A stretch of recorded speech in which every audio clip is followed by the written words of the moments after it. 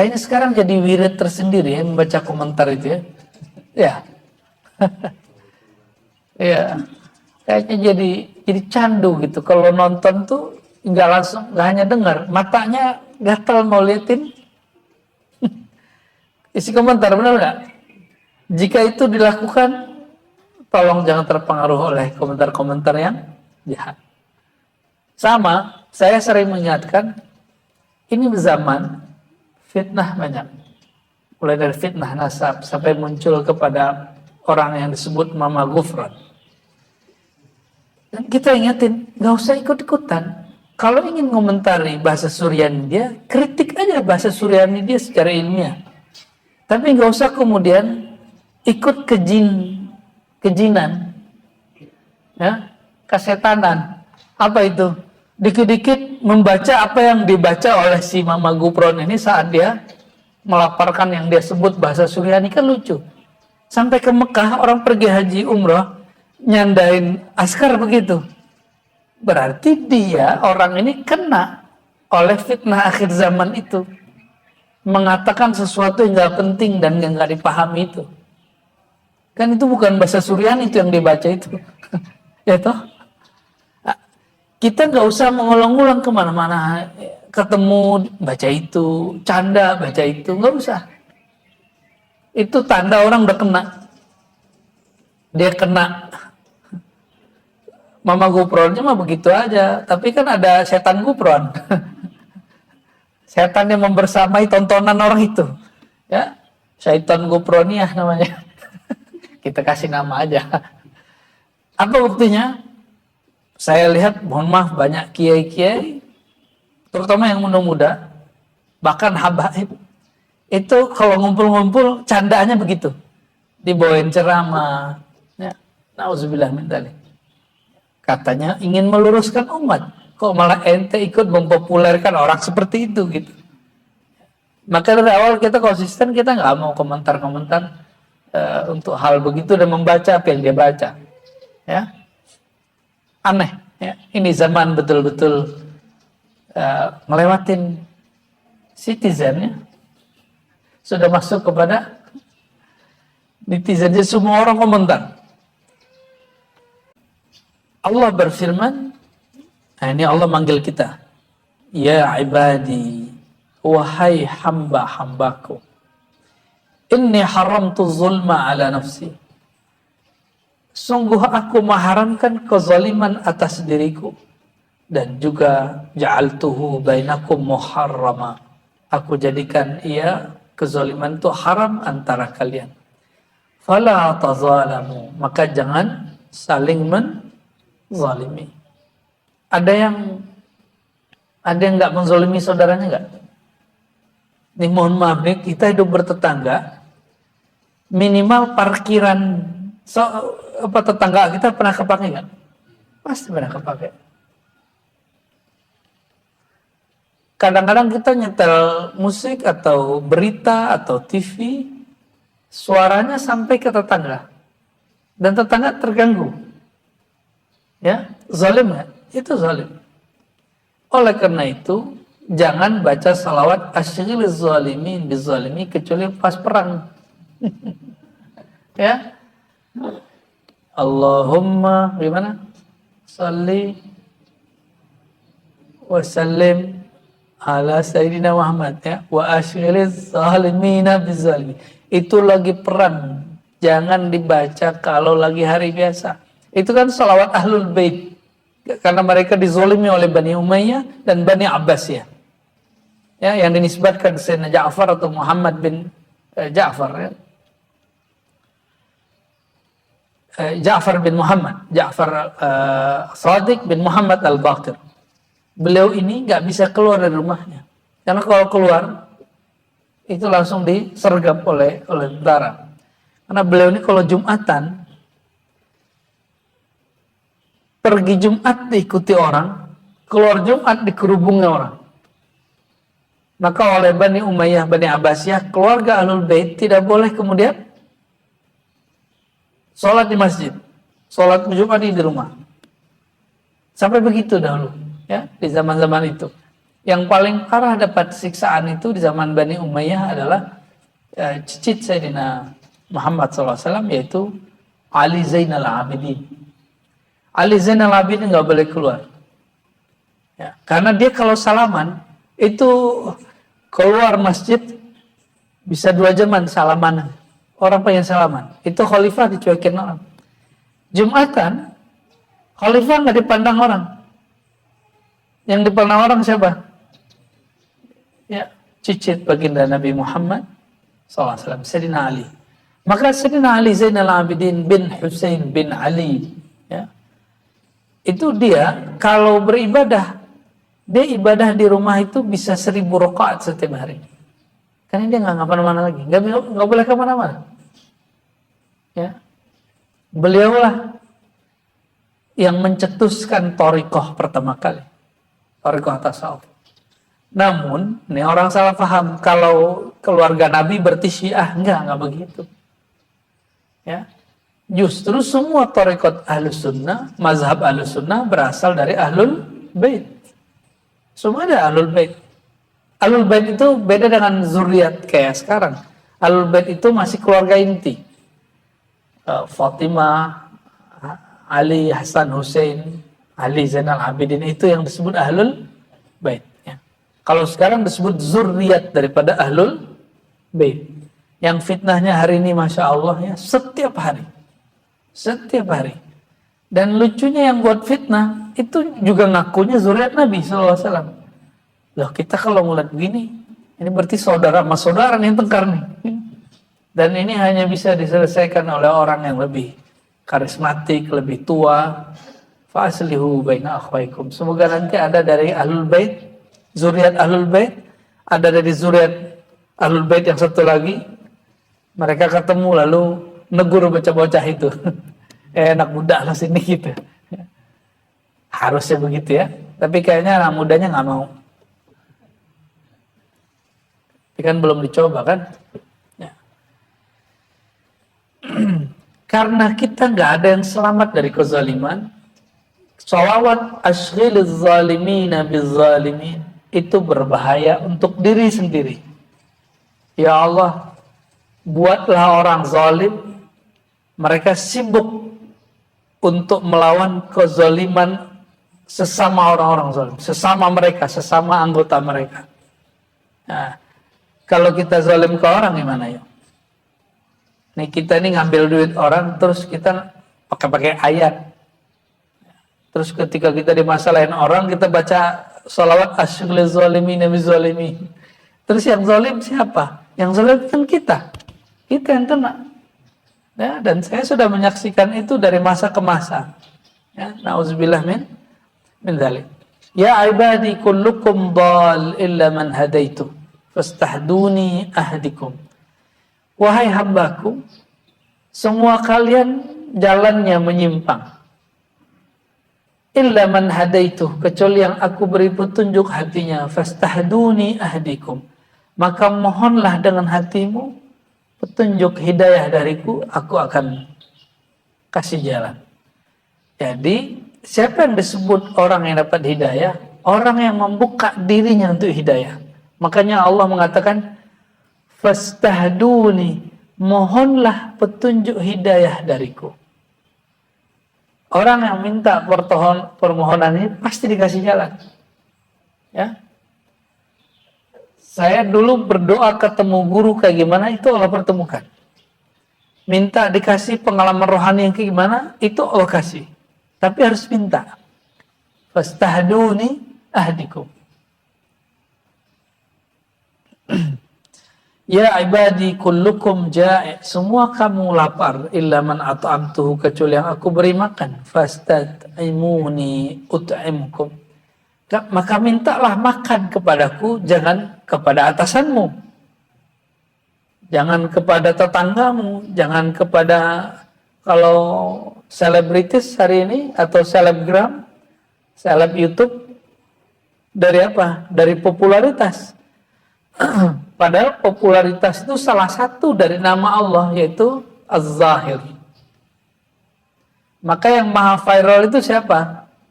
Allah, Zahir. Lawan dari viral, tersembunyi, batin. Jadi Allah pada saat yang sama maha viral, pada saat yang sama maha tersembunyi, rahasia, secret. Jadi kalau kita minta apa-apa, mintanya kepada Allah. Nanti Allah akan gerakkan alam untuk memberi. Tapi jangan lihat saja orang itu, berterima kasih kepada orang itu, tapi pada hakikatnya kita berterima kasih kepada Allah Subhanahu wa taala. Ini Allah lagi bicara tentang syirik. Ini syirik khafi.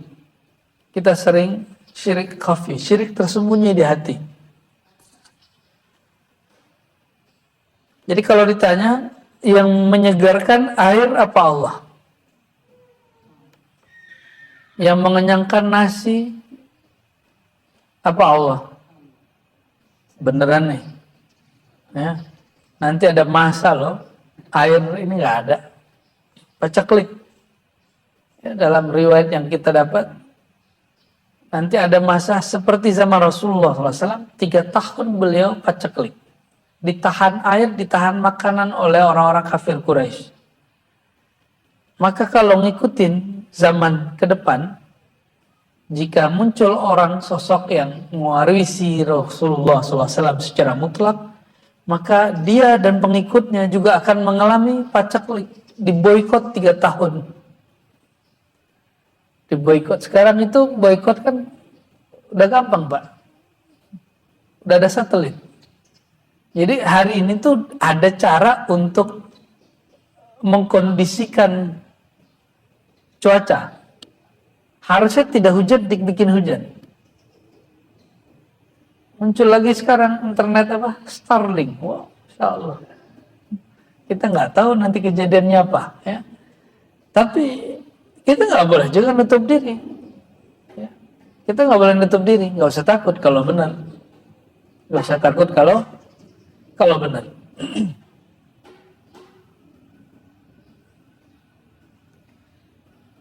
Kebanyakan nanti fitnah akhir zaman itu salah satunya pada lapar. Setelah bohong, kebohongan, isu-isu, jadi semua orang nanti merasa benar padahal dia salah. Dia merasa berita yang dia dapat itu benar, pada yang dia dapatkan itu keliru, salah. Dan fitnah kedua adalah fitnah kelaparan. Fitnah pertama, fitnah yang sebelumnya yaitu kezaliman. Dan coba lihat, negara yang paling nestapa hari dikena perang itu negara Muslim. Orang tahunya cuma Palestina. Sudan, ada yang tahu? Sudan udah parah. Sudah sekian kali hari raya, mereka hari raya itu perang. Dan gak ada yang doain. Gak ada orang Indonesia yang kirim. Gak ada. Orang Indonesia kebanyakan ya karena dapat beritanya hanya dari tentang Gaza. Padahal ngirim ke Gaza sulit, ngirim ke Sudan mudah. Sampai hari ini masih konflik di Suriah. Kita sudah nggak ada yang kirim. Padahal Suriah masih sulit hidup.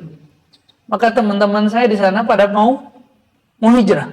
Ya, teman-teman kita baik yang online ataupun yang ketemu dalam majelis-majelis ilmu, mereka banyak yang kemudian ingin menjadi warga Indonesia, kebanyakan pindah ke Turki. Kebanyakan pindah ke Turki. Yaman, yang katanya di situ negeri para zuriat Nabi SAW. Itu yang aman cuma Tarim dan sekitarnya. Hadramaut. Selebihnya sudah konflik. Houthi, Syiah Zaidiyah. Ya, di belakangnya Iran. Nanti ada lagi kelompok A, B, C, D, kita nggak usah sebutkan. Ya, fitnah kezaliman. Kalau sudah zalim, pasti kelaparan. Dan sebabnya semuanya isu berita. Yang agak selamat Mesir, tapi Mesir jadi negara yang gak jelas. Hari ini Bapak Ibu, saking gak jelasnya, Presiden As-Sisi masuk ke periode ketiga. Dia sudah 2 kali jadi presiden dan sekarang terpilih lagi jadi presiden. Dan gak ada undang-undang yang melarangnya jadi presiden ketiga. Jadi tahun lalu kami ziarah ke Mesir. Itu anak-anak muda Mesir nggak mau nyoblos. Ngapain nyoblos? Terpales juga Asis yang kepilih. Ya. Di sana ngomong begini, saya keluar ditangkap askar Pak, kalau saya orang Mesir. Tapi di Indonesia ngomongin presidennya biasa aja tuh. Hujat 1000 kali juga keluar-keluar. Ya polisinya segan juga sama kita. Tapi di Mesir nggak begitu. Nggak kondusif. Teman saya hanya membuka situs Ikhwan Muslimin, digerebek sama polisi.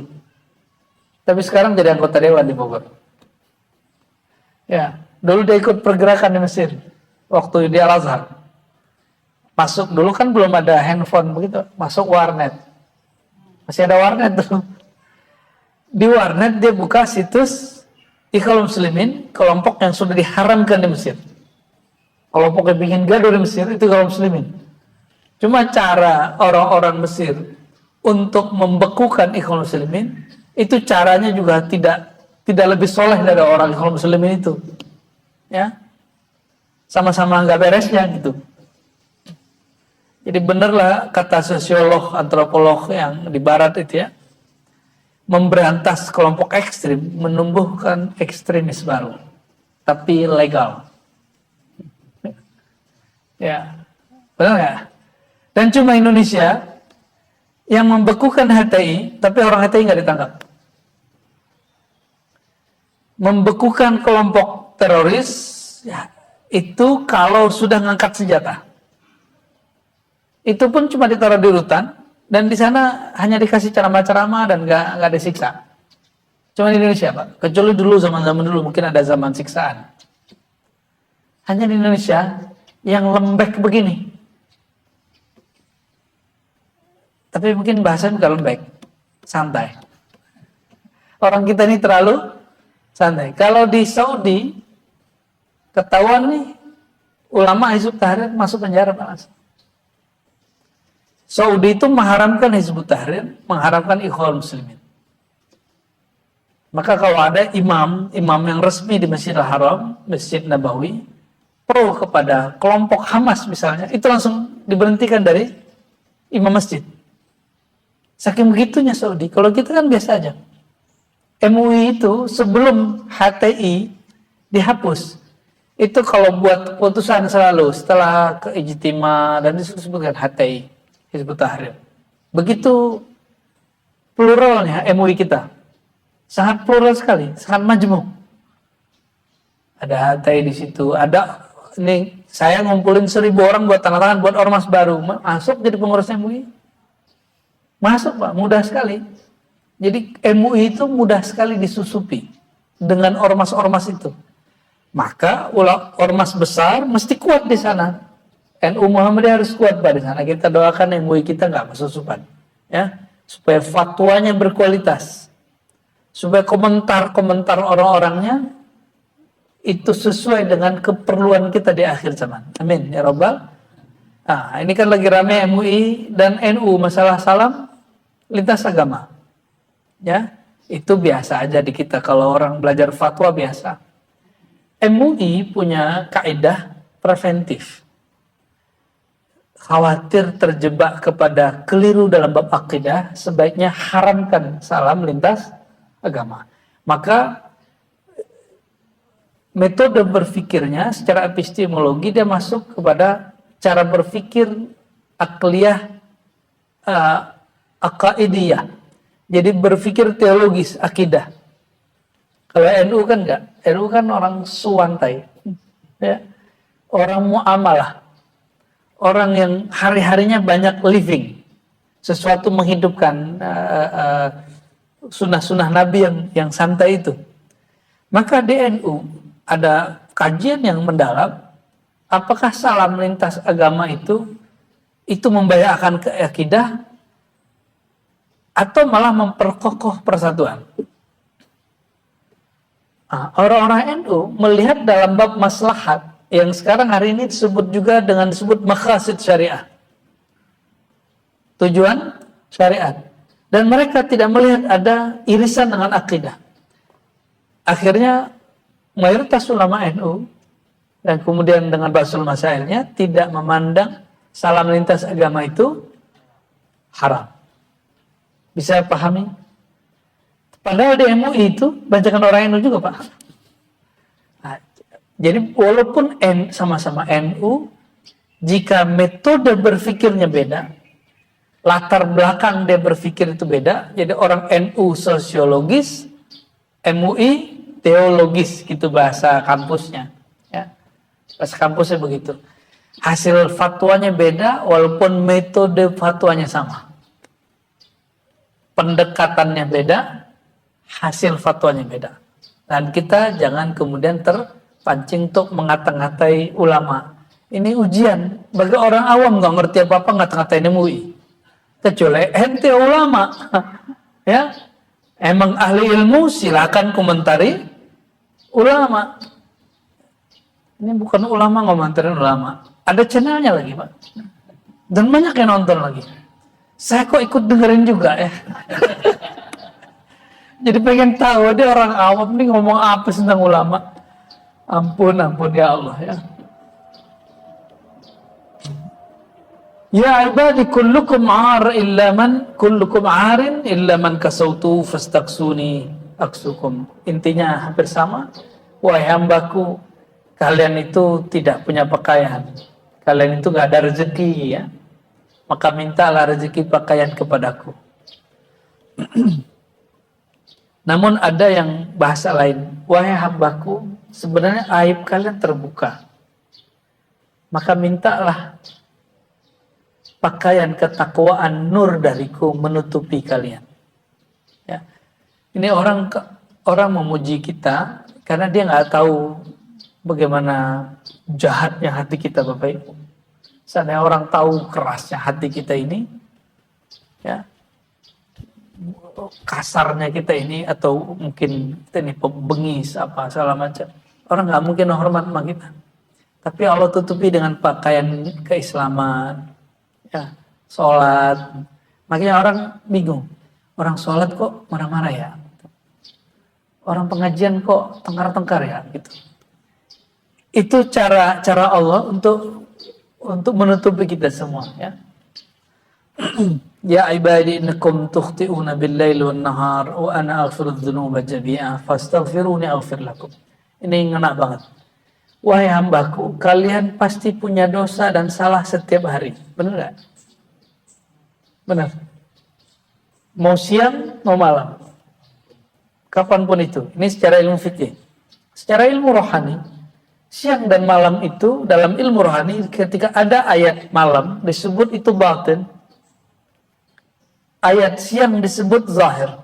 Maka kalau diterjemahkan menurut ilmu rohani, ilmu ihsan, Islam iman ihsan, wahai hambaku, kalian pasti punya dosa di hatimu, di dalam batinmu, di dalam dirimu, dan juga dalam zahirmu. Zahir batin kita punya dosa, benar ya? Coba kalau ngeliatin orang, terus ada nggak perasaan ingin gitu doang gitu? Ada perasaan gitu nggak? Itu dosa batin itu. Sebatin.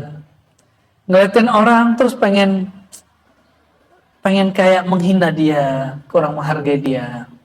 Atau kita ngomong, sombong amat. Padahal orangnya nggak mau sombong. Emang mukanya datar. Atau memang dia lagi kolesterol dan darah tinggi. Jadi dia sulit sekali begini, Pak. Ya.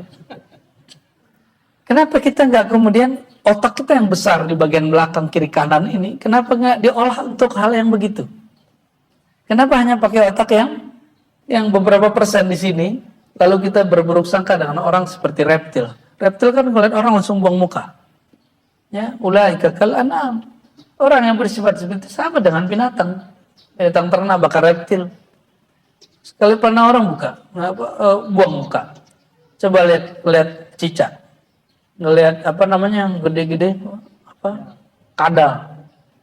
Ya, yang mirip-mirip itu ya, yang disebut hewan purba, biawak. Awal ketemu kita dibuang muka nggak? Langsung buang muka, Pak. Itu yang disebut otak reptilia. Tanya ke pakarnya. Otak reptilia namanya. Awal ketemu orang buang muka. Orang yang punya ruh imani dalam kolbunya, awal ketemu orang dia berikan mukanya. Maka Nabi Muhammad SAW kalau salaman langsung putar badan, salamannya utuh. Nah itu reptil itu. tapi lumayan mau setahun. Tapi rasain, salaman kalau begini nggak ada rasanya. Coba salaman pandang orangnya dan genggam tangannya. Wah, rasanya dahsyat. Kalau ada gores-goresan di hati langsung hilang. Pasti hilang. Ya. Beberapa sahabat kita yang bermusuhan itu kita pertemukan dengan tanpa sengaja, lalu mereka pas-pasan.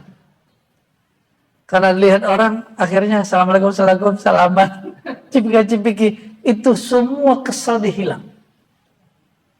Emosi dia hilang, semua pandangan sini sih hilang. Ya, jadi dia berhenti jadi reptil, jadi manusia. Ya.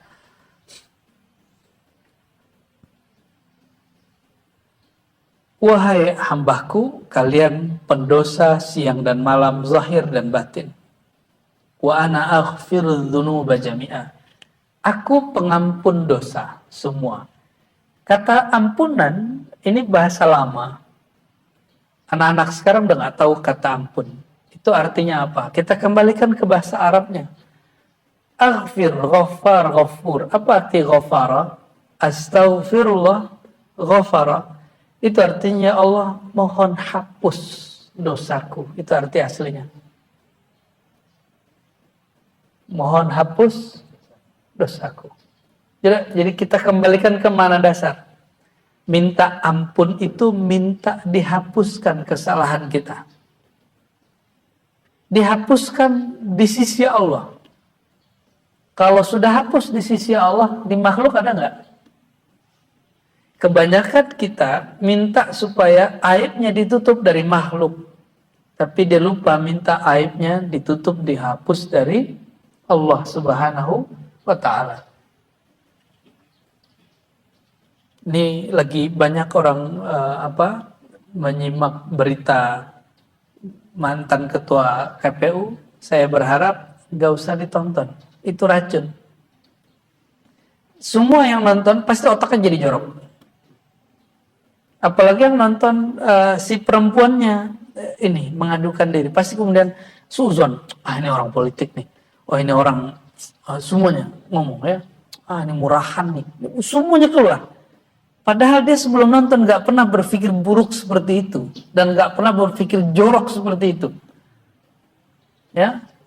Jadi mau pikirannya bercahaya, jangan tonton berita yang menggelapkan hati. Apa itu? Berita tentang aib orang lain. Mau hatinya tidak bernoda?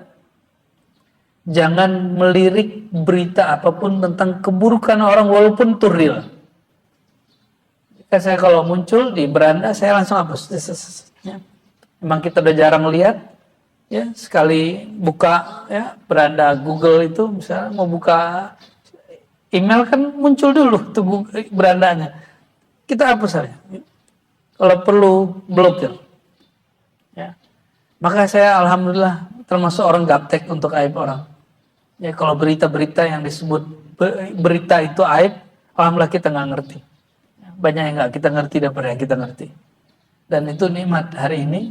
Ini yang disebut oleh Abu Darda, daripada sibuk dengan aib orang, mending sibuk dengan aib diri sendiri. Emang ada di antara kita yang hatinya bersih, ngelihat lawan jenis nggak tertarik, ada nggak? Nggak ada. Kita ini ngelihat lawan jenis, mau dia solehah sama aja. Ini yang ngomong Sayyidina Umar. Apa kata Sayyidina Umar? Di depanku singa dengan di depanku lawan jenis itu lebih aman singa katanya. Kenapa? Kalau singa dia ngejar aku. Kalau lawan jenis aku ngejar dia kan. Itu kejadian Bapak Ibu ya. Saudara-saudari bukan Allah. Jadi selevel Sayyidina Umar tidak memandang dirinya suci. Loh kok orang hari ini yang tidak ada setinggi iman Sayyidina Umar, seiman Sayyidina Abu Bakar, dia merasa aman ketika melihat pornografi, melihat berita-berita aib. Itu na'udzubillah min dzalik.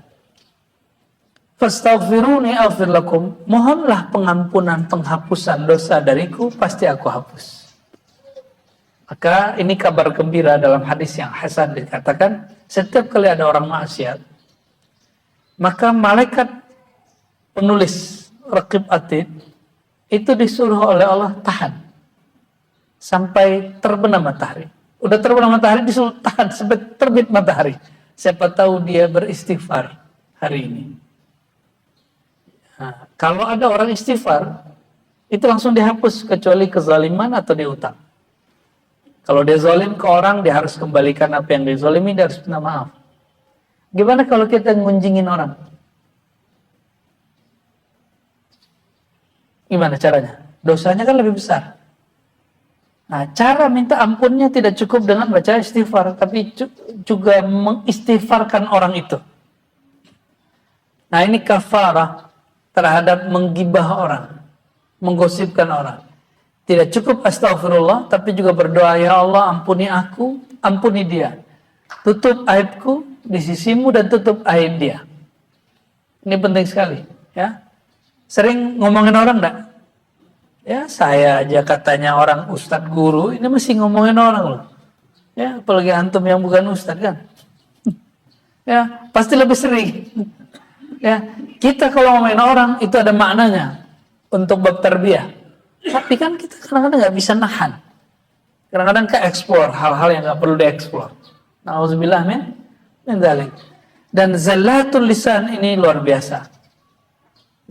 Zallatul lisan itu artinya tergelincirnya lisan ini sangat bahaya. Jadi apa arti astaghfirullah? Aku memohon hapuslah dosaku ya Allah. Maka orang kalau melazimkan istighfar itu nggak ada yang namanya traumatik. Jadi obat trauma itu istighfar. Kalau masih trauma berarti istighfar dia belum benar. Dia belum membaca istighfar sesuai dengan thariqahnya. Thariqah itu artinya metodenya. Metode Nabi Muhammad sallallahu alaihi wasallam. Tidak ada satu perbuatan pun yang kita lakukan kecuali dia menjadi terekam di dalam diri. Nah, maka Bapak Ibu, rekam hari ini kecil ya. Itu bisa menangkap mulai video kah atau apakah. Ternyata tangan itu mulai dari ujung tangan sampai ujung kaki, ujung kepala sampai ujung kaki. Itu dapat merekam kejadian. Dan hanya yang dapat menetralkannya Allah Subhanahu wa ta'ala ya. Hadisnya masih banyak. Oke lagi ya. Wahai hambaku innakum lan tablughu durri fatadurruni. Wahai hambaku kalian tidak akan mampu menyampaikan membuat sebuah kemudaratan sehingga kalian dapat merusakku atau memberi manfaat kepadaku ya. Seandainya semua makhluk berkumpul jin dan manusia berkumpul untuk membuat mudarat kepadaku atau menambah kerajaanku, begitu di hadisnya ini kita ringkas maknanya. Ini semua makhluk ngumpul, jin ngumpul, manusia ngumpul. Apa yang mereka lakukan? Mereka ingin menambahkan kekuasaan Allah. Nambah nggak? Nggak. Mereka ingin mengurangi kekuasaan Allah. Kurang nggak? Ya. Mereka ingin merubah takdir Allah. Bisa berubah nggak? Nggak akan bisa. Ya, nggak akan bisa. Maka apapun yang kita buat itu nggak akan melewati takdir. Ya. Pada katakan di sini, fasa'aluni. Ya, seandainya semuanya ngumpul, lalu mereka memohon kepadaku, permohonan mereka jika aku jawab satu-satu tidak akan mengurangi kekuasaanku. Berarti Allah ini yang disebut Ghaniyun Mughni, yang maha kaya dan maha mengayakan orang. Kita sering berpikir, nah disinilah orang tidak faham hadis ini. Dia kerja, temannya dipromosikan, dia enggak, dia kemudian apa ngomongannya? Ini sering yang datang ke kita, ya. Seharusnya aneh itu yang jadi. Kita yang kerja kok dia yang dapat. Ya. Kita yang banting tulang di sini kok dia yang naik pangkat. Kok dia yang dapat nama? Wah, mau di kampus, mau di kantor, itu kejadian. Saya pernah ngantor di kantor orang-orang soleh. Ngurusin semua yang soleh-soleh lah. Orangnya sama aja. Ternyata manusia itu sama aja. Dan kita pernah ngurus bukan rumah biasa, rumah Allah. Benar Pak ya? Ngurus rumah Allah. Belum tentu yang ngurus rumah Allah ini hamba Allah. Bisa jadi dia hamba syaitan. Ya. Syaitan itu kerjanya apa? Yuqi'a bainakumul adawah. Kerjaan syaitan itu memprovokasi orang tengkar. Barulah kita faham kalimat di Quran, syayatinul jinni wal ins. Syaitan itu ada jin, ada manusia. Ya. Cuma kalau gendruwo pasti jin, Pak, nggak ada manusia. Tapi kalau syaitan ada jin, ada manusia. Maka kullu insan, semua orang, semua manusia yang menginginkan ayyuqi'a bainan nas adawa fahuwa syaitan minal ins. Yang menginginkan pertengkaran, provokasi antara orang, itu syaitan. Yang ingin menyebarkan berita-berita buruk di kalangan orang beriman, itu orang-orang syaitan. Nauzubillah min dzalik. Dan Syekh Abdul Qadir Jilani mengatakan syayatinul insi, syaitannya manusia lebih berbahaya daripada syaitannya jin. Karena syaitan jin nggak bisa main sosial media, dia nggak bisa main YouTube, Pak, nggak bisa buat podcast, nggak bisa bikin berita. Tapi kalau syaitannya manusia, dia bisa bikin podcast, dia bisa bikin berita, ya. Orang yang bikin berita membeberkan aib pejabat. Saya tahu pemberita ini banyak juga yang beraib. Ya, yang beritanya dia tawar, kamu mau diberitain atau enggak? Gitu dia kepada pejabat-pejabat atau orang-orang yang punya perusahaan-perusahaan yang berkasus itu. Begitu cara dia memeras. Dan beberapa sahabat kita sudah tobat, Pak. Ya, teman-teman saya ada jurnalis senior dan dia bilang, ini dosa. Setiap kali cerita itu dia nangis. Maka dia ngomong gini dulu sama saya, sahabat saya ini. Kita mah pejabat itu mah selevel kan ya, bahkan di atasnya. Ya. Jadi pejabat tuh takut sama dia. Kenapa? Dia punya kartunya sih. Enggak, yang punya kartu kita Allah atau makhluk. Yang paling tahu aib kita Allah atau makhluk. Kalau Allah mau menyebar aib kita sedetik saja, itu nyebar. Maka yang mesti kita hormati, kita waspada, sebenarnya mewaspadai Allah itulah makna wattaqullah. Waspadalah terhadap Allah. Ya, hati-hati kepada Allah. Jangan coba-coba ngomel tentang Allah. Nanti kalau Allah ngomelin kita, semua aib kita dibuka. Ya. Kalau ada masalah, jangan, Allah kok masih begini aja nih, saya udah sholat tahajud kok masih begini. Tahajudnya gak khusyuk juga. Bagian penutup di kalimat ini, ya ibadi, innama hiya a'malukum uhsiha lakum summa uwaffikum iyyaha. Faman wajada khairan falyahmadillah wa man wajada ghaira dzalik fala yalumanna illa nafsah. Ini paling penting, ini responsibility, kita bertanggung jawab pada diri sendiri. Wahai hambaku, yang kalian dapatkan itu adalah hasil kerja kalian. Uhsiha lakum, yang aku hitung, ya, uhsiha ihsa, aku hitung, lakum, untukmu, lalu kekurangannya aku sempurnakan. Gitu baiknya Allah. Ya.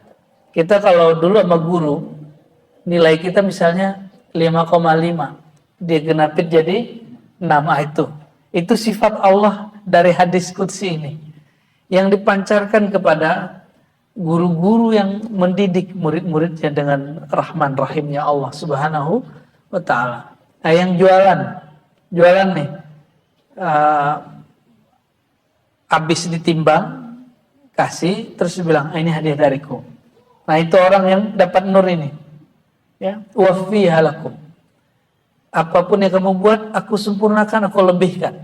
Dan saya punya banyak orang yang kenal, yang kita kenal, dia nggak punya online, nggak jualan online, tapi toko dia didatangin dari berbagai kota.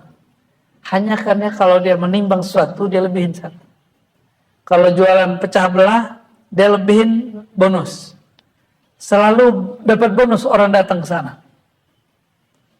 Orang ini gak jualan online, tapi pengaruhnya melebihi online. Siapa yang mau online kan?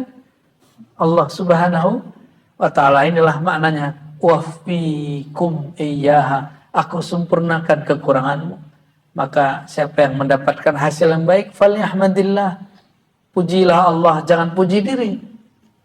Ya, bukan karena engkau sempurna, lalu karyamu baik, tapi karena Allah menyempurnakan karyamu.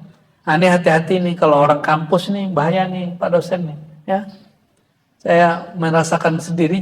Kita kalau lagi nulis, kita membayangkan, ini tulisan gue bagus, ini bakal dipuji orang nih kalau presentasi nih. Padahal yang mengirim ilham itu bukan kita. Kita cuma baca, tapi yang menyusun data-data di kepala itu bukan kita loh. Itu yang menyusun adalah Allah Subhanahu wa ta'ala. Jadi guru kita dulu debat dengan orang yang menentang ilham dan wahyu. Apa katanya? Wahyu mana ada, ilham mana ada. Kan Rasulullah sudah mati. Apa jawaban beliau? Kamu punya buku nggak? Ada. Coba bukumu itu kamu salin dari buku yang lain, atau kamu dapat ide. Oh ya, saya dapat ide. Ide itu ilham. Jadi bahasanya mereka kurang paham aja. Ya. Ilham itu bahasa Arab. Dapat ide, dapat inspirasi, itu bahasa kita. Mendapatkan inspirasi itu dapat ilham. Tapi hati-hati, ilhamnya ada ilham syaitani. Dari Bang Tony, syaitan. Ya. Ada dari nafs diri. Nah, maka kalau dari nafs sifatnya angan-angan, khayalan-khayalan palsu. Ada yang dari nur qalbu, nurullah. Barulah itu isinya ilmu. Ya. Pernah kami mau nulis sesuatu, baru kepikiran malam, besok pagi sudah keluar tulisannya, ditulis oleh pembimbing kami, Prof. Azra, almarhum. Kita baru kepikiran, beliau udah jadi tulisan. Nah ini orang paling unik Bapak Ibu. Dia kalau ngobrol sama tamu, dia sembari ngetik. Apapun dia obrolin, itu nyambung. Yang dia tulis nggak pernah putus. Itu Prof. Azra itu. Dan meninggal beliau udah nggak ada lagi orang begitu. Ya, dituduh liberal waktu hidupnya, tapi waktu masuk kelas saya, itu pembela hadis luar biasa. Dan mengerti ilmu hadis. Nah, berdasarkan ini semua beliau kemudian menutup dengan kalam Allah, fa man wajada ghaira dzalik fala yalumanna illa nafsah. Siapa yang mendapati di luar ekspektasinya, jangan salahkan Allah, jangan salahkan takdir. Salahkan sikap dirinya yang tidak benar. Nafsah, jiwanya, bukan kolbah, bukan kolbu, tapi yang disebut nafsah. Maka kullu syarr minan nafs, kullu khair minal qalb. Ya. Semua keburukan dari nafsiyah ego, semua kebaikan dari nur Allah dalam kalbu. Semoga nur Allah dalam kalbu bertambah dan kita bertambah mujahadah. Jadi mulai malam nanti tahajudnya jangan ketinggalan qadha. Ya. Karena ini mumpung hari libur, nggak kerja, duha, walaupun cuma 2 rakaat. Ya. Kemudian setiap bulan jangan kemudian lupa ada puasa 3 hari minimal setiap bulan. Lalu ada Senin Kemis kalau memungkinkan, jika memungkinkan puasa Daud. Itu yang disebut mujahadah. Zikir jangan zikir hanya 33, itu standar habis sholat. Ada zikir pagi sore 100. Abu Hurairah zikir setiap malam 12.000 dan dia merasa tidak ahli zikir. Abu Sa'id Al-Khudri juga sama, dan para tabi'in, mereka nggak perlu sholat tasbih. Mereka itu sholatnya sudah 300 rakaat setiap hari. Kalau orang kayak kita kan masih perlu sholat tasbih, karena tasbihnya kurang banyak. Ya, itu yang disebut mujahadah. Tapi mujahadah kita hari ini, keseriusan kita beramal hari ini, nggak ada apa-apanya dibandingkan para sahabat, para tabi'in. Jadi tidak usah merasa bangga kalau sudah tahajud. Cukup katakan, Alhamdulillah ya Allah, Engkau gerakan hatiku tahajud, Engkau gerakan hatiku pengajian, Engkau kumpulkan aku dengan orang-orang soleh. Ya. Semoga Allah kekalkan nikmat ini, dan Allah hidupkan kita dalam kebaikan, dan wafatkan kita dalam kebaikan. Amin ya rabbal alamin. Allah hadini wa likulli natin salihah. Al-Fatihah. Bismillah. Ya kenapa ya nasir. صراط الذين أنعمت عليهم غير المغضوب عليهم ولا الضالين آمين إن الله وملائكته يصلون على النبي يا أيها الذين آمنوا صلوا عليه وسلموا تسليما لبيك اللهم صل وسلم وبارك عليه يا sama-sama صلى الله على محمد صلى الله عليه وسلم صلى الله على محمد صلى الله عليه وسلم صلى الله على محمد صلى الله عليه وسلم صلى الله على محمد صلى الله عليه وسلم سبحانك اللهم بك أشهد أن لا إله إلا أنت أستغفرك وأتوب إليك السلام عليكم ورحمة الله وبركاته